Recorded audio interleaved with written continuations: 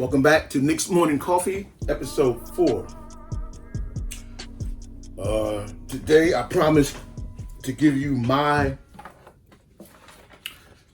15 greatest Knicks of all time, just in my order, regardless of position. You know, everybody has their own favorite Knicks. Everybody has their own favorite players, but some of mine over the years, you know, I've been watching Knicks since the 70s, so what I did was I put down my list of who I liked, and then I also went back and I have a sheet of every Knick that ever played a game, or every person that ever played on the Knicks team since the beginning. And then my criteria was you had to be at least a Knick 2 years or better. So we've had some good guys that was there 1 year, but you know, like a Jason Kidd, but fortunately, you know, we had to cut it off somewhere. And then instead of starting from the back, I'm going to start from the front. Because the thing about that is the two obvious to mostly everybody in Knick history, and that's Clyde Frazier and Patrick Ewing. So they are 1 and 2, either way you flip it, especially since what they were able to do for the Knicks in this league. So those are my two. You know, Clyde is, you know, he's more than a Knick legend. You know, I remember as a kid, the guys in my neighborhood that grew up in like 73, 74, and graduated in that age, and when the Knicks won their second championship, and they used to always talk about Clyde. And one of the things I used to always like, and I don't know if this was ever true, that in a game one day taking somebody baseline, his Puma Clydes came off, and he, you know, leaned back, put the shoe back on, nice and cool, and then hit the jumper. So that was just like a myth or whatever it was that we grew up with. But that's why Clyde is 1 or 2. And then Patrick Ewing, you know, no championship, but he speaks for itself. If you're a Knick fan or ever been in any shape or form, you know Patrick's going to be up there. Okay, now here's where it gets. For me, it's number 3. Lean and mean Bernard King. I mean, to me, he's hands down the greatest scorer that the Knicks ever seen. And you can probably argue he's probably one of the greatest scorers that the NBA has ever seen. He had his baseline. He had his, you know, swooping to the hoop, you know, whatever it was, his turnaround jumper, whatever it was, Bernard could do it, and he did it against the best. And if you ever look back on some of the things that Dr. J or Larry Bird or Mark Aguirre or, you know, some of our great small forwards in the league, they'll tell you that when they played the Knicks, the night before, they didn't hang out. They say they went and got some sleep. All right, number 4, I had to go with the captain, Willis Reed. You know, Willis embodied everything about the Knicks, you know, from the time they really started to become competitive.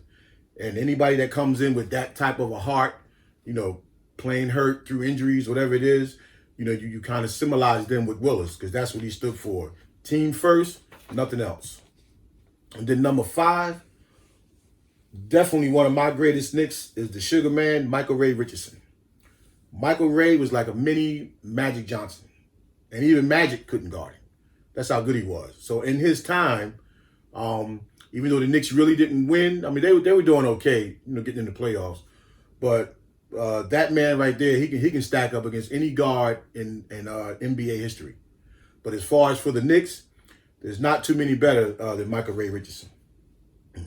Now this one is going back for the Knicks, you know, when he played, but Bob McAdoo. Can't say too much about Bob McAdoo because he did it on so many teams, so he might not be symbolized with the Knicks, but, you know, we had him for a good 3-4 years, and for 3-4 years, he did his thing. So he's at number 6. Woo! Number 7, just as good. We got Black Jesus. We got Earl the Pearl Monroe. Now, everybody should know about Earl the Pearl because all those spin moves and all those things y'all young guys are doing now, some way, shape, or form, came from the Pearls game. And, you know, great Knick, great NBA, you know, just, and actually a great person in general, because I did meet him a few times. Number 8, for me, might surprise some of y'all, but I'm not just going by what this person did for the Knicks, but I'm really going by what he did in his NBA career prior to the Knicks. It's just that by the time we got him, you know how it goes sometimes. You come to New York, sometimes you lose your game a little bit, but Kiki Vandeweghe.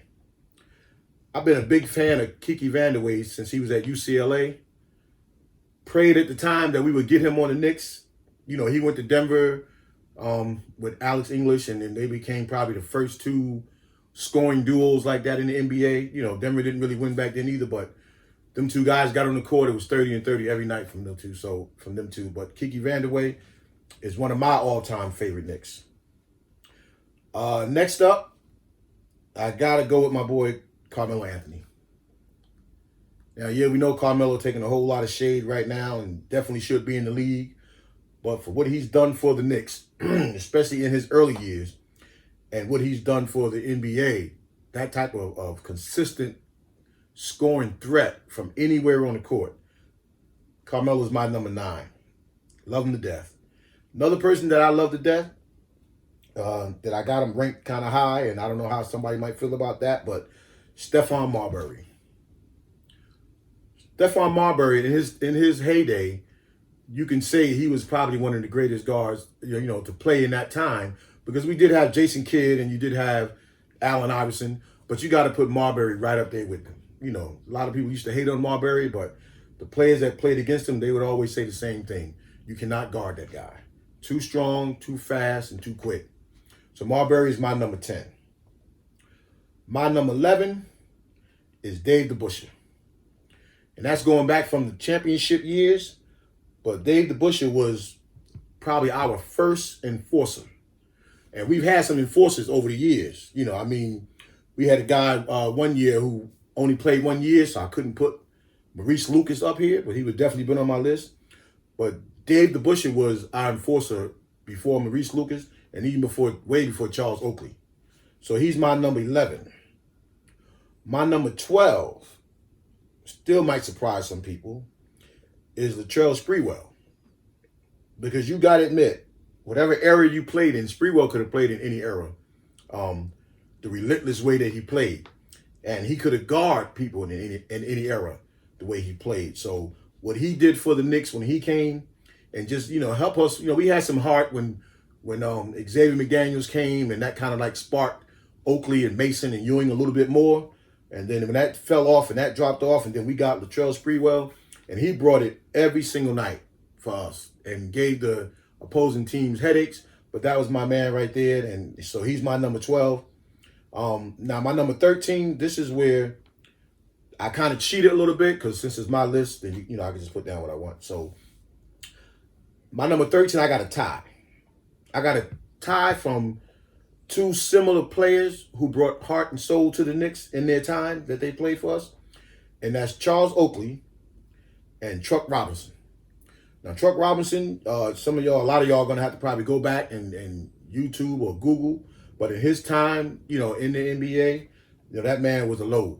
And he had the right name for the way that he played. So those two are my number 13. Now, this is kind of weird, because my number 14, I got Campy Russell and also got Marcus Camby. So I didn't really want to choose one over the other because of what they did for us in their time. But, you know, Marcus was kind of like a trendsetter, you know, setter in his time. I mean, the way he was able to get up and down the court and block shots the way he do, and catch that ball off the rim, and, you know, he'll dunk it from anywhere and didn't back down from nobody. And Campy Russell played for us in the early 80s. Smooth, small forward, get the ball, you know, all kind of moves. You know, I mean, it's a shame, too, that we didn't get further during them years, because we had him with Michael Ray Richardson at one point, and Mr. Bill Cartwright. And, you know, back in 81, in those days, you know, we thought we was going to do a little bit of damage, but, you know, you ran up against Boston Celtics and the Los Angeles Lakers and even Philadelphia at that time. So it wasn't too much any other teams in the league could do. But, you know, those were some great players for the Knicks, and there were also some great players in their careers. And at number 15, I did the same thing. I had to split it because I had to have the greatest shooter in Knicks history, and that's Allen Houston. I had to have Allen. Towards the end of his career with the injuries, but we really didn't use Allen the right way.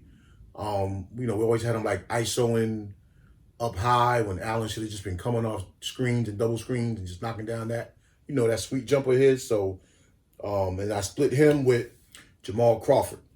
And, nobody can't really argue what Jamal Crawford did for the Knicks and even in the NBA. But, he brought buckets every single night. The minute he stepped on the court, rather it was starting, coming off the bench, you knew what you got.